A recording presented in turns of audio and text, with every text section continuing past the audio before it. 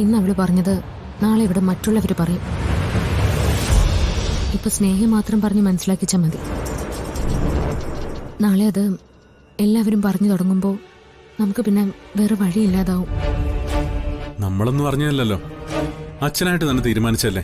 അച്ഛൻ അങ്ങനെ ഒരു തീരുമാനം എടുത്തത് എന്തിനാന്ന് എനിക്കിപ്പോ മനസ്സിലാവാത്ത. അച്ഛനും കരുതി കാണില്ല ഇത് ഇത്ര വലിയ പ്രശ്നമാവുന്നു.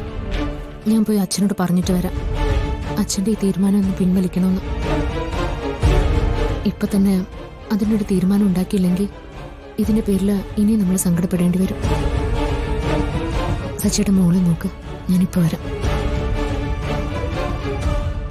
താൻ ഇപ്പൊ തന്നെ പോയി പറഞ്ഞ് അച്ഛനെ സങ്കടപ്പെടുത്തണം?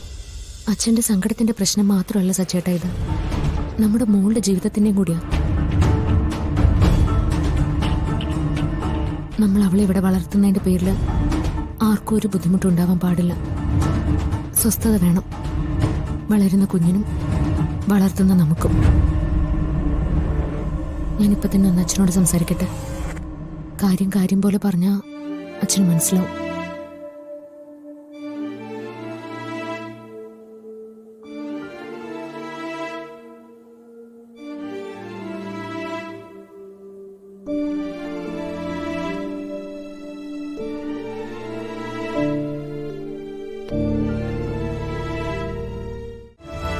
ആവശ്യമുണ്ടോ ഇല്ലയോ എന്ന് തീരുമാനിക്കേണ്ടത് ഞാനാ.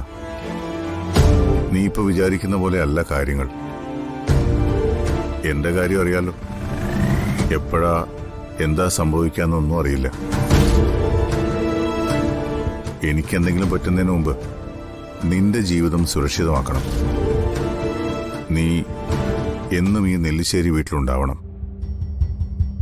അതിനുവേണ്ടിയാ അച്ഛനിതൊക്കെ ചെയ്യുന്നത്. ഞാനിവിടെ എപ്പോഴും ഉണ്ടല്ലോ അച്ഛ. എന്റെ കുഞ്ഞിന്റെ പേരിൽ സ്വത്തുക്കൾ എഴുതി വെച്ച് അച്ഛൻ സ്വന്തം മക്കളെ ശത്രുക്കളാക്കരുത്. ആ കുഞ്ഞിന് വേണ്ടി മാത്രമല്ല, നിനക്ക് വേണ്ടി കൂടിയാ. ഇപ്പൊ ഇത് ചെയ്യാൻ കഴിഞ്ഞില്ലെങ്കിൽ പിന്നീട് ഒരിക്കലും എനിക്കതിന് സാധിച്ചില്ലെന്ന് വരും. അച്ഛൻ എടുത്തു ചാടി ഒന്നും ചെയ്യരുത്. ഇപ്പൊ തന്നെ സ്നേഹ അച്ഛന്റെ ശത്രുവായി. നേരത്തെ തന്നെ അവക്ക് എന്നെ ഇഷ്ടമല്ല.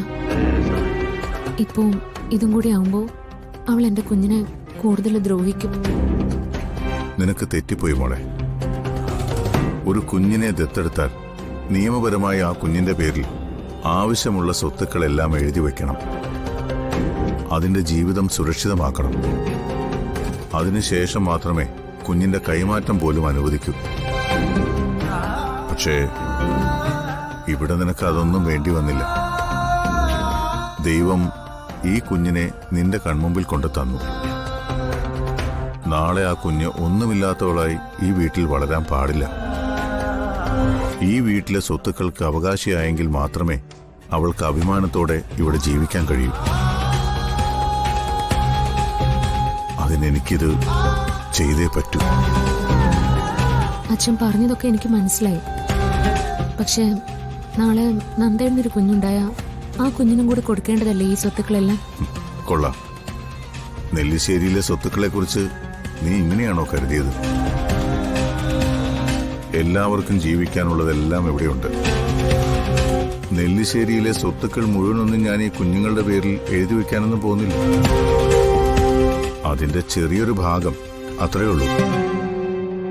നാളെ നന്ദനൊരു കുഞ്ഞുണ്ടാവുമ്പോ അതിന് കൊടുക്കാനുള്ളതും ഞാൻ പ്രത്യേകം മാറ്റി വെച്ചിട്ടുണ്ട്. അതൊന്നും ഓർത്ത് മോള് വിഷമിക്കണ്ട. എന്നാലും സ്നേഹ അച്ഛന്റെ ശത്രുവായില്ലേ? അതും ഞാൻ കാരണം? അതൊന്നും നീ കാരണമല്ല. സ്വന്തം അച്ഛനെ ശത്രുപക്ഷത്ത് നിർത്തണമെന്നുള്ളത് അവളുടെ വിധിയാ. ഒക്കെ മാറും.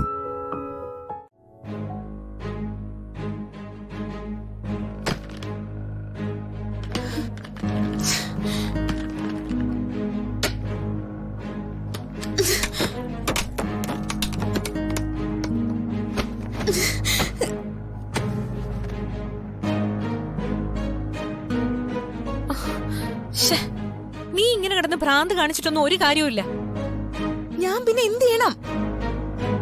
എങ്ങനെയെങ്കിലും ഈ സ്വത്ത് കൈമാറ്റം തടയണം. ഇനി അതിനെന്താ വേണ്ടെന്ന് ആലോചിക്ക. ഈ രാജ്യത്ത് കോടതി നിയമമൊക്കെ ഉണ്ടെന്ന് കുറച്ചുമ്പ് നീ തന്നെയല്ലേ പറഞ്ഞത്? അതുകൊണ്ട് വേണ്ടി വന്ന കോടതി പോണം. എന്താ നിനക്ക് അതിനുള്ള ധൈര്യമില്ലേ? എന്റെ ധൈര്യത്തിന് ഒരു കുറവുമില്ല. ഏത് കോടതിയിലും പോവാൻ ഞാൻ തയ്യാറുവാ. പക്ഷെ സ്വത്തുക്കൾ അച്ഛന്റെ പേരിലല്ലേ? നിയമപരമായി അച്ഛനത് കൊടുക്കാൻ തീരുമാനിച്ച എനിക്ക് എങ്ങനെ അത് തടയാൻ പറ്റും? ഒരു നല്ല വക്കീലിനെ കാണണം. അത് തടയാനുള്ള കുറുക്കുവഴിയൊക്കെ വക്കീല് പറഞ്ഞുതരും. കോടതിന്ന് സ്റ്റേയും കിട്ടും. അങ്ങനെ സ്റ്റേ കിട്ടുമെന്ന് എന്താ ഉറപ്പ്? അതിനൊക്കെ പറ്റിയ ഒരാൾ എന്റെ കയ്യിലുണ്ട്. അഡ്വക്കേറ്റ് വെങ്കടേഷ്. വക്കീല് ആളൊരു പുലിയ.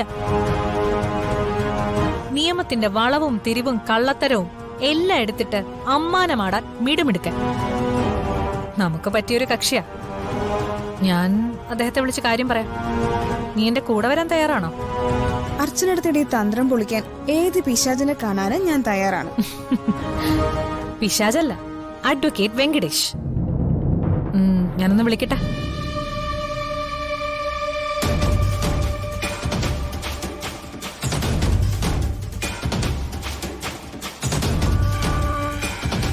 സർ, ഇത് ഞാനാണ്, അവന്തിക. എനിക്ക് സാറിനൊന്ന് നേരിട്ട് കാണണം. ആ, പറ്റിയ ഇന്ന് തന്നെ. ശരി സർ, ഞാൻ വരാം. റെഡി ആയിക്കോ. വക്കീല് കാണാൻ സമ്മതിച്ചിട്ടുണ്ട്.